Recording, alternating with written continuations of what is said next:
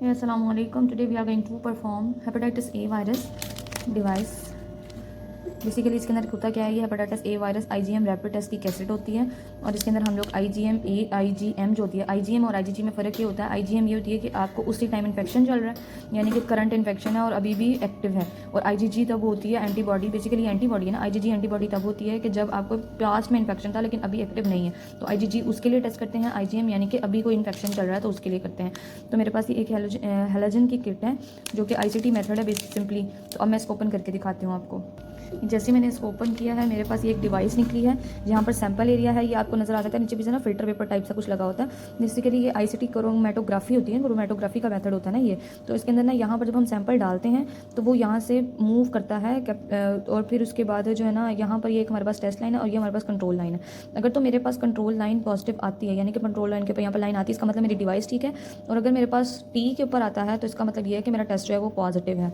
सो इसको हम परफॉर्म करते हैं। बेसिकली मैं और भी साथ इसके साथ डिवाइसेस परफॉर्म कर रही हूँ जो कि मेरे पास हैं BC, HIV, सिफिलिस और HAV। तो मैं सबसे पहले इनको लेबल करूँगी, फिर उसके बाद इसको परफॉर्म करूँगी।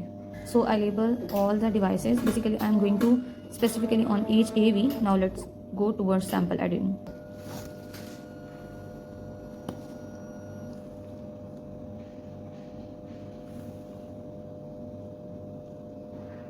I have to add 10 to 20 microliter on it.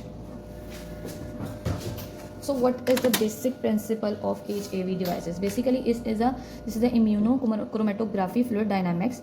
Basically होता क्या है हम ये देखते हैं सबसे पहले, जब तक हमारी डिवाइस मूव कर रही है। ये देखें, ये है, मैंने टाइफॉइड की खोली है बिकॉज ये मेरे पास एक एक्सपायर्ड पड़ी हुई थी, मैंने वो वाली डिवाइस खोल के दिखाई है।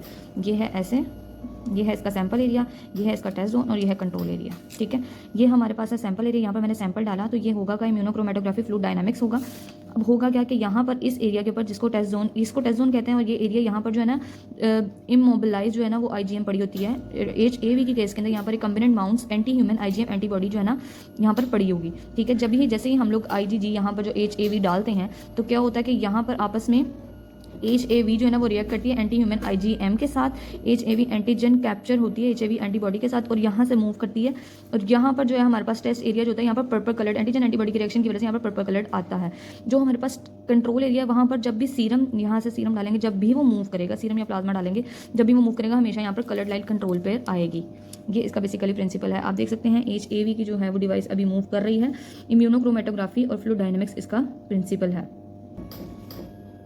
ये एरिया है जहाँ हम ऑलरेडी सैंपल को डालते हैं। तो अब ये देखते हैं ये क्या बनता है इसका। आई डोंट नो ये मूव करेगी कि नहीं करेगी, बिकॉज ये सैंपल जो है वो एक्सपायर्ड हो चुका हुआ है और ये डिवाइस जो है वो एक्सपायर्ड हो चुकी हुई है।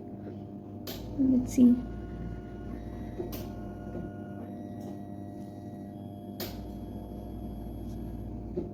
थोड़ा सा और सैंपल मैं डाल रही हूँ, शायद ये मूव कर जाए। वो ये मूव कर रही है।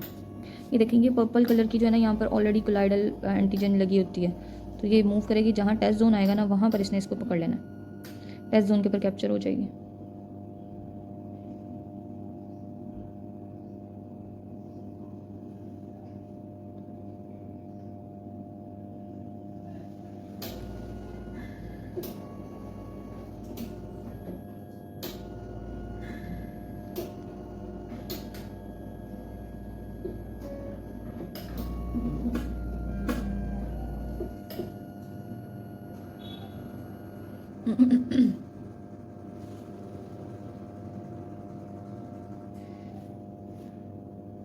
So this is HAV result. You can see that test line is negative and control is positive. It means the device is correct, the test is correct. So HAV IgM is negative. There is no current infection of HAV in the body.